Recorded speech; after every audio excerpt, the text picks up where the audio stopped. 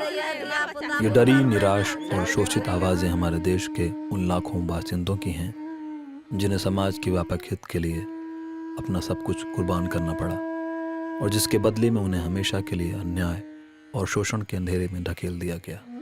कोसी को एक प्राकृतिक अभिशाप बिहार के लिए बहुत बार कहा गया है और शायद बिहार भी और देश भी उसको ऐसे देखने लगा है।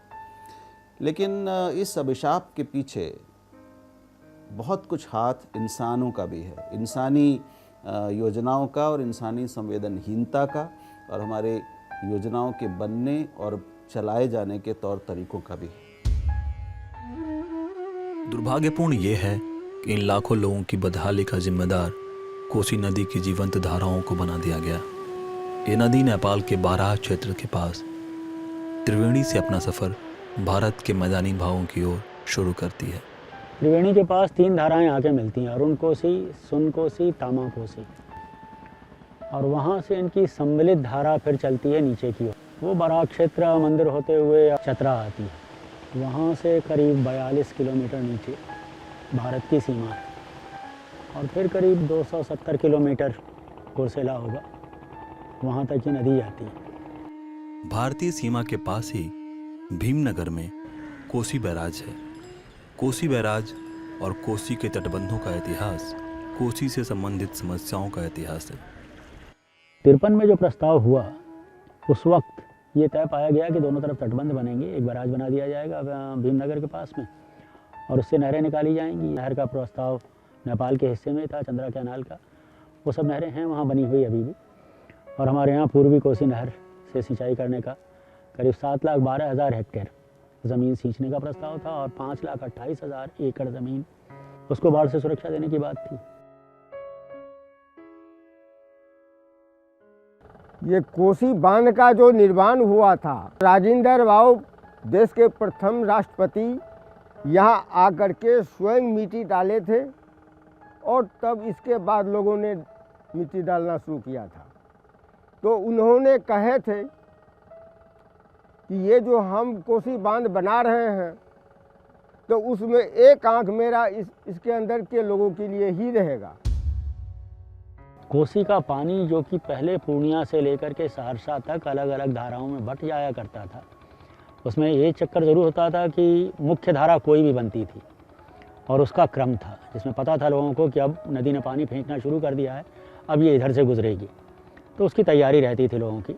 तटबंध बन जाने के बाद वो सारा का सारा पानी उसी 10-11 किलोमीटर के अंदर सीमित हो गया। तो जो पानी करीब करीब 160 किलोमीटर या 180 किलोमीटर के विस्तृत क्षेत्र पर फैलता था और उनकी धाराओं से निकलता था, वो पानी अब 10 किलोमीटर में महदूद हो गया। और वो सिर्फ पानी ही नहीं हुआ, उसके साथ साथ आने वाली मिट्टी भी हुई। जैसे जैसे तटबंधों का सत्य और परिणाम सामने आने लगे, लोगों के पुनर्वास की आवाज़ें उठने लगीं, क्योंकि नदी के सकरे मार्ग में रहना जल समाधि लेने जैसा था।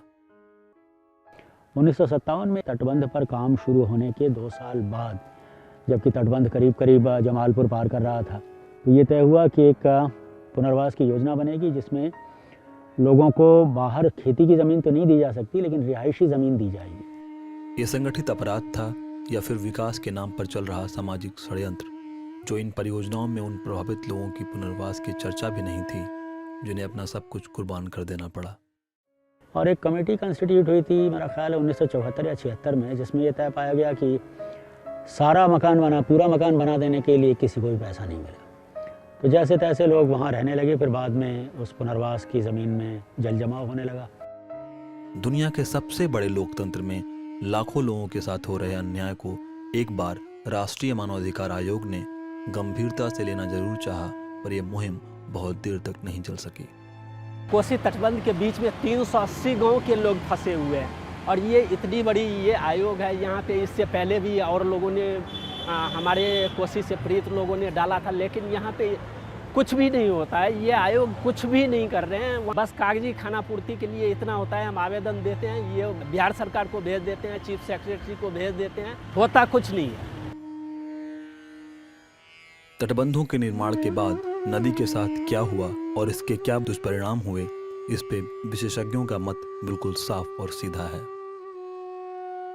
कोसी तटबंध बनने के बाद जो प्रोटेक्टेड एरिया और अनप्रोटेक्टेड एरिया का विभाजन तैयार हुआ, इसके कारण अलग अलग हित पैदा कर दिए गए और एक कॉन्ट्रैक्टर, इंजीनियर, पॉलिटिशियन का एक ऐसा नेक्सस बना जो कि चाहता है कि वो समस्या बनी रहे।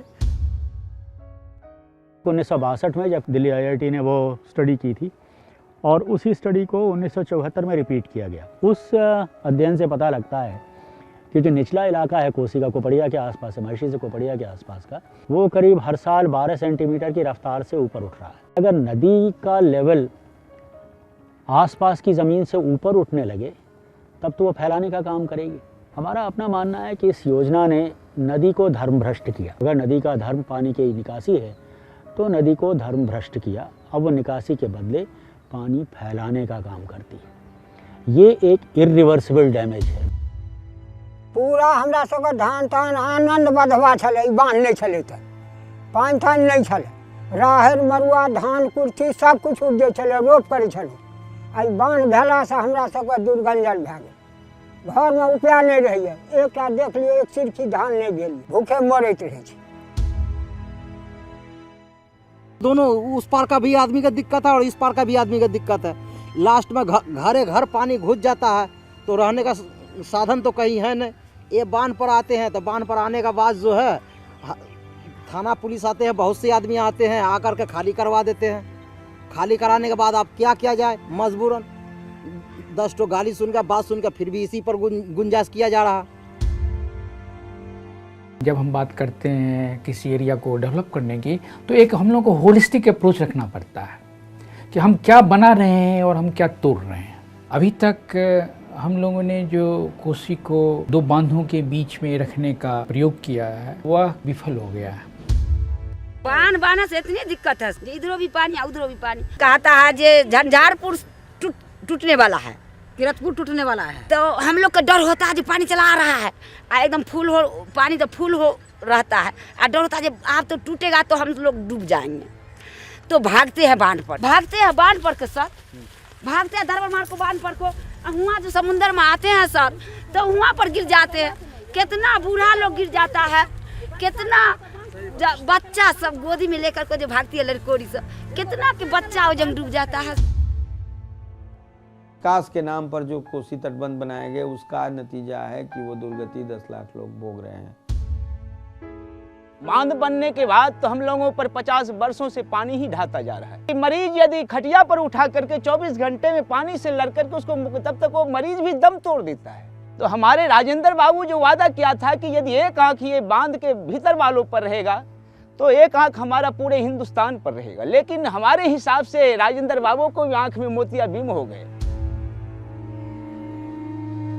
वर्तमान में तटबंधों के बीच गांव की आबादी पहले से कई गुना बढ़ गई है। यानी 380 भारत के और 34 नेपाल के, कुल मिलाकर के 414 गांव। तो पूरे का हिसाब किया जाएगा तो इस समय उसकी आबादी करीब 15 लाख के आसपास होनी चाहिए। पुनर्वास की कागजी कार्रवाई और यथार्थ में तब भी बहुत बड़ा फर्क था और अब भी है। 1960 में बेला के 55 तटबंध पीड़ित परिवारों को पुनर्वास की जमीन सरकार द्वारा देने की घोषणा की गई थी, जिसकी सूची तो जारी की गई, पर उन लोगों को आज तक जमीन नहीं दी गई। गांव के लोग अपनी बेबसी से परेशान हैं और सरकार के रवैये से क्षुब्ध। रो रही है लड़की का, हम पढ़ावे ले जाते हैं बांध पर, लड़की सबको कथी करवाने ले फिर टांग कर यहाँ से यहाँ लाता है। सरकार हम लोगों को देख नहीं चाहता है, जान मार दिया उस सरकार ने, हम लोगों को जान मार दिया और तरसा रहा है, तरसा कर जान खींच रहा है सरकार। सर वोट तो दिलिए, जीत के तो गलिए, लेकिन जीतला के बाद अपना पॉकेट के, अपना बाल बच्चा के पूंजीपति जमीन माल मवेशी बनबै छियै, हमरा गरीब कोनो निगरानी नहीं। हम सदस्य गांव के है ना, अपना काम से सुना, ये बांध के भीतर वाला सो हमको कोई नेता नहीं है, तो सरकार से कौन नेता होगा लोग जी। बदहाली और गरीबी का हर सूचक यहाँ के गांव और निवासियों के जीवन में दिखाई पड़ता है। आज की तारीख में कोसी के दोनों तटबंधों के बीच जो लगभग 10 लाख लोग रहने के लिए मजबूर हैं, उनकी ज़िंदगी उपेक्षा या अलगाव के सबसे चरम से चरम स्थिति का एक बहुत बड़ा एक उदाहरण बन गया है। आप अलगाव का कोई उदाहरण लें, बदहाली का कोई भी सूचक, चाहे वो मजबूरीवश पलायन करने की बात हो या मातृ मृत्यु हो, शिशु मृत्यु हो, बंधुआ मजदूरी, कालाजार हो, विकलांगता हो, मेरे ख्याल से इन सभी सूचकों पे ये एक इलाका है जो बहुत ज़्यादा बदहाली को दर्शाता है। कई परिवार एक छोटी सी झोपड़ी रखने के लिए सामाजिक प्रताड़ना झेलने को मजबूर हैं। जो वहाँ दीह कटा वहाँ से लाए ये घर का इसी जगह पर रखे, अच्छा ये बसने नहीं दिया इसी जगह पर से, इसलिए अब हम मजबूरी हो गए हैं और हमको कोई उपाय नहीं है अभी। हमरा आर के मुसहरो से गरीब छियै से नहीं हमरा आर के दै ले चाहे छै, कतौ न रहे वाला ठहार छै ने कतौ बसे वाला ठहार छै। हम मुसहरे के देखे छै त हमे आर केना रहबै, गाड़ी में धार छै, घर कटै छै, गरीब छियै, बाद हमरा के कहूं बसे के द्वारा घर कटै वाला छै, नहीं पैसा हेतै नहीं रहबै, कतै जेबै नहीं जेबै कोनो ठेकान नहीं छै। रहने को उपाय नहीं है, कोई शरण नहीं है हमको सब, क्या करेंगे, गरीब आदमी मरते हैं हम सब। अब यहाँ से भाग के कहाँ जाएंगे इसको पता नहीं। एक बित्ता कोई रहने नहीं देता, डगर बांध पर नहीं रहने देता। इस इलाके से लाखों की संख्या में बच्चे और युवा अपना और अपने परिवार का पेट पालने के लिए देश के कई हिस्सों में हर साल विस्थापित होते हैं।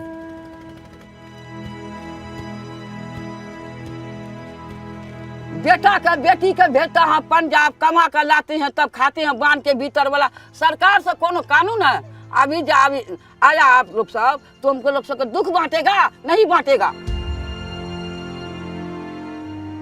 मधुबनी जिले के मेनाही गांव की निवासी नीलम इस समस्या से जुड़े एक गंभीर पहलू की ओर इशारा करती हैं। गांव में इतनी सारी गरीबी है कि हमारे यहाँ के नवयुवक समझिए नक्सलाइट की तरफ बढ़ रहे हैं। उस समय में अगर वो अपराधी करते हैं, बंदूक उठाते हैं तो सरकार उसे सजा देगी, लेकिन सरकार अभी इस परिस्थिति को नहीं समझ रही है। जो हमारे यहाँ के बेरोजगार, हमारे यहाँ के युवक कहाँ से मजबूर हो रहे हैं। ना हमारे यहाँ फसल की ठिकाना है, न रहने की, न खाने की, न यातायात की, न कोई भी तरह की सुविधाएं नहीं है।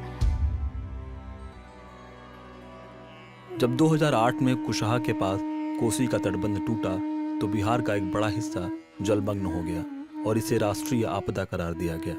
पर कोसी के तटबंधों के बीच रहने वाले लोगों के लिए परिस्थिति नई नहीं थी।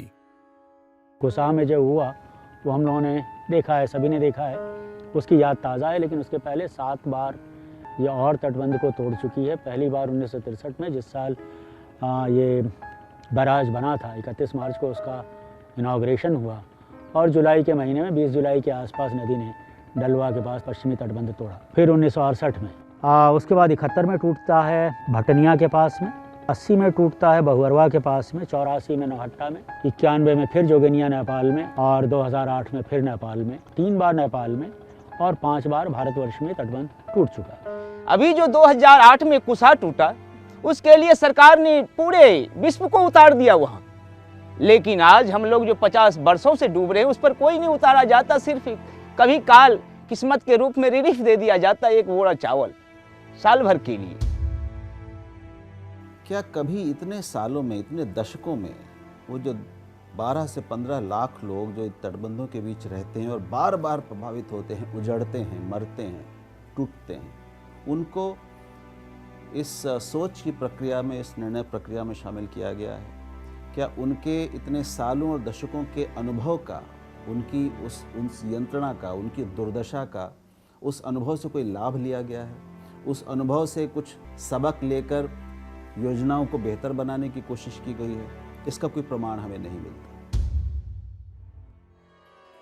कितना विषादपूर्ण है कि इन सभी तथ्यों के बावजूद हमारा तंत्र कोसी की बाढ़ को प्राकृतिक आपदा करार देता है। आपदा प्रबंधन और बाढ़ नियंत्रण जैसे शब्दों का व्यापक प्रचार किया जाता है। कोसी प्राधिकरण भी है, कोसी बजट भी आता, कोसी का फंड भी आता, सिंचाई विभाग भी आती है, लेकिन ये सारा कुछ जो है ये फाइल में रहते, यहाँ जमीन पे कोई इसका असर दिखता नहीं।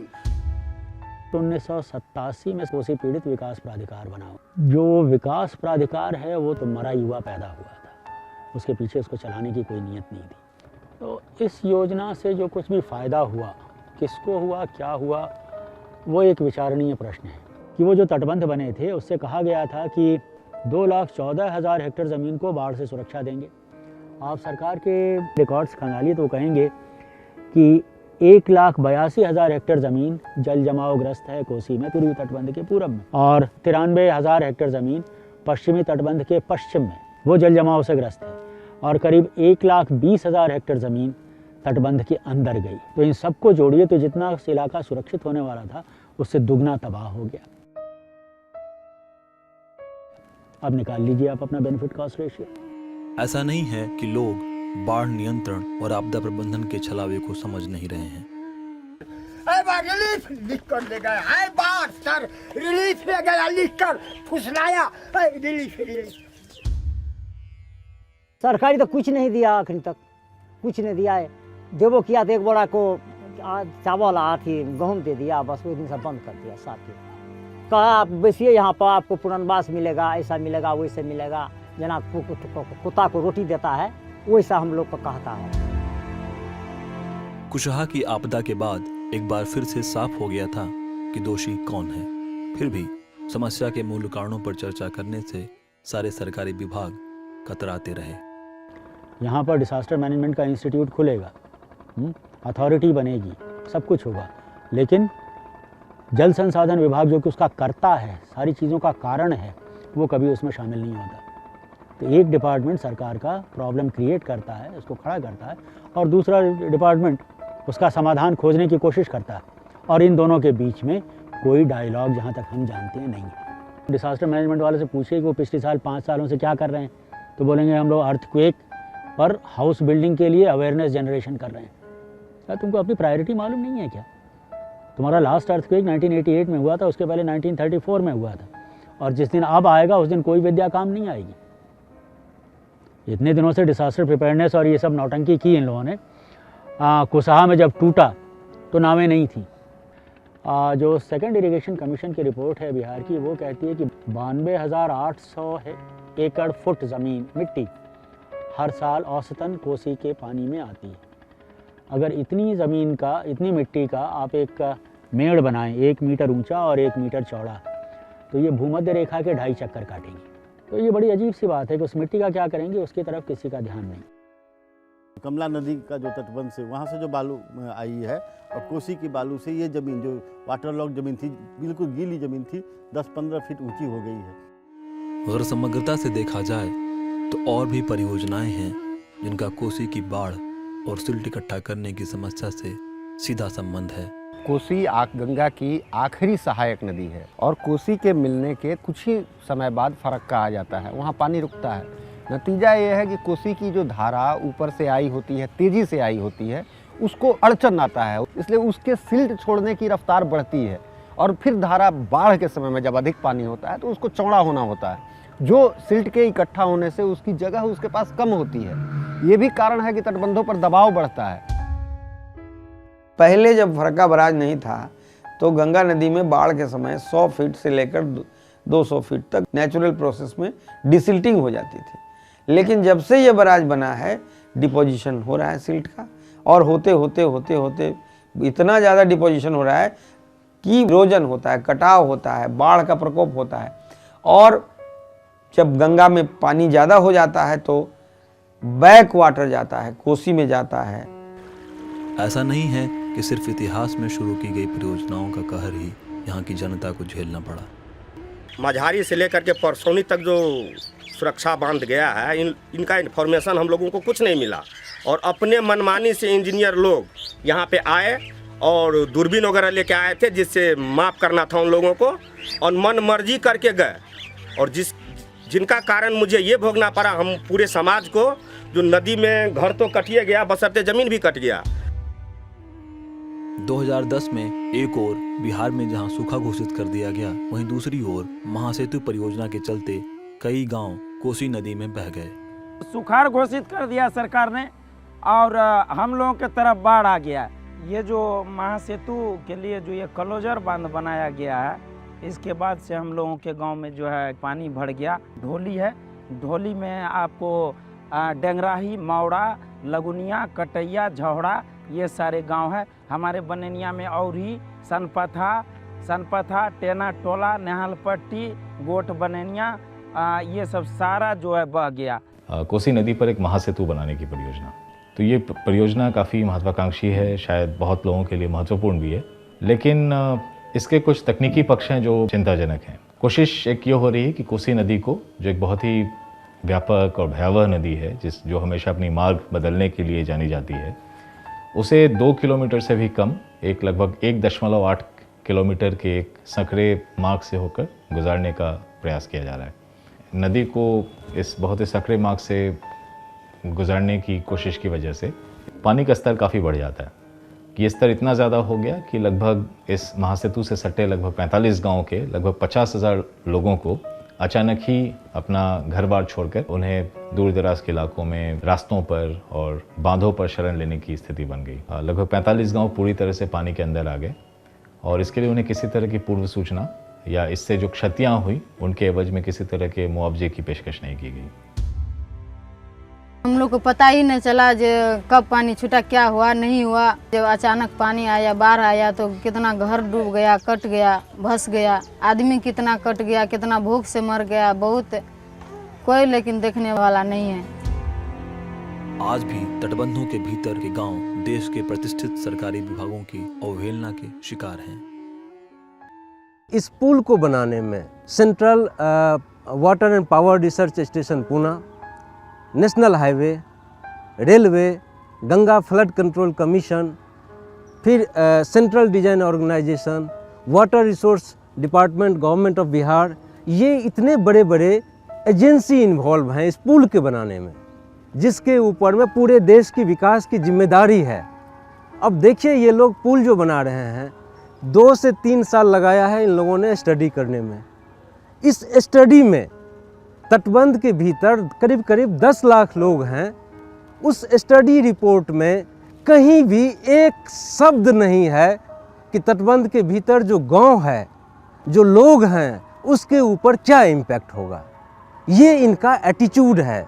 भगवान जाने कि ये राष्ट्र स्तर पर किस तरह के काम करते होंगे। मुझे तो लगता है कि इनके काम करने की जो प्रोसेस है, मेथड है, कल्चर है, उसकी जांच होनी चाहिए।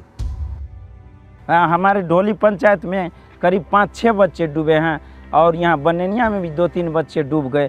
कि इतने बड़े लोग 50,000 आदमी, जब तक हमको पुनर्वास की व्यवस्था सरकार की ओर से नहीं किया जा सकता, हम लोग कहाँ अपना सर छुपाएंगे। ये गवर्नमेंट इंडिया के आदमी आते हैं और बोलते हैं कि इसको खाली करो, तो फिर मैं कहाँ जा सकता हूँ अपने बाल बच्चा को लेकर के। ये आप सुन लीजिए कि हम लोग क्या बिहार के रहने वाले नहीं है, भारत के वासी नहीं है, फिर हमारे साथ सौतेला व्यवहार क्यों।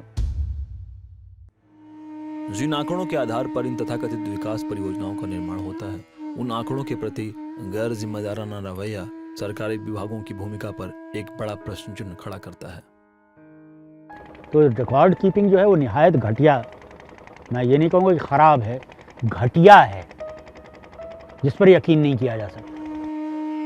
कोसी की जनता की समस्या सिर्फ बिहार के लिए ही नहीं, बल्कि हमारे देश के लिए भी चुनौती है। सकते हैं जो आपको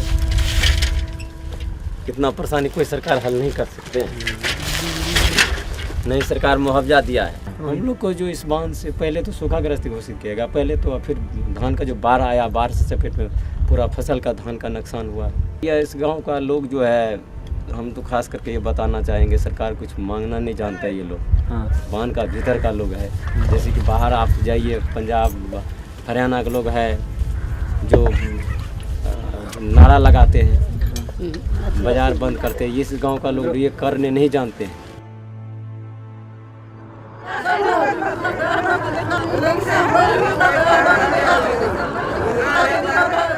तेजी से विकास के पथ पर अग्रसर हमारे देश को शायद इन लोगों की आवाज़ सुनाई नहीं देती। बिहार के इतना बड़ा सरकारी अमला है, बिहार के इतने संवेदनशील राष्ट्रीय अंतर्राष्ट्रीय स्तर पर प्रसिद्ध और सम्मानित मुख्यमंत्री हैं, इसका जवाब क्यों नहीं खोजा जा सका है? ये बड़े सवाल हैं। उम्मीद करता हूँ कि बिहार का नया निज़ाम, बिहार को चलाने बनाने वाले लोग इन चीज़ों पर भी सोचेंगे और कुछ करके दिखाएंगे। फिलहाल सरकार, सारे सरकारी विभाग, गैर सरकारी संगठन, मीडिया और हम सब चुप हैं। शायद एक बड़ी बाढ़ के इंतजार में, या फिर एक बड़े सामाजिक विस्फोट के पहले का सन्नाटा है। बचाओ है ना कई जगह हमरा के अथी होई है के दिक्कत है कट्टी भेले है ना कई जगह हमरा के अथी होई